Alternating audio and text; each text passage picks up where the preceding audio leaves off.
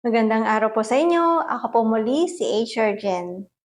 Isa ito sa pinaka-common pero pinaka-crucial na tanong sa kahit anong job interview. Tell me about yourself.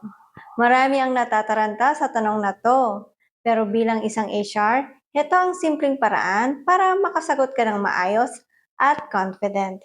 Una, magbigay ng quick overview kung sino ka professionally.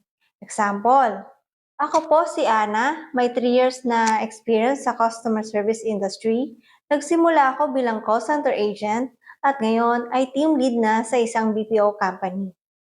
Number 2, ipakita kung bakit ka fit sa role na ina-applyan mo.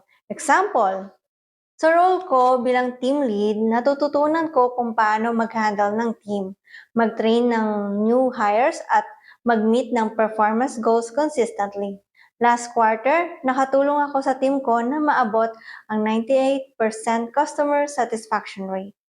Number 3, ipaliwanag kung bakit gusto mo ang posisyon at paano ka makakatulong.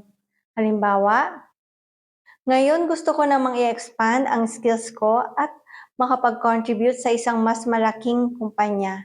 Excited akong i-share ang experience ko sa inyo at matuto pa lalo sa bagong environment. At huwag mo muna i-share ang buong life story mo Tip mula sa HR, i-practice mo to sa harap ng salamin o kaibigan. Pero huwag kabisaduhin word for word. Dapat natural pa rin ang dating mo. Ayan. Kung gusto mo pa ng tips sa job interview, don't forget to like and follow. Next time, tuturuan ko naman kayo kung paano sagutin ang why should we hire you. Salamat po!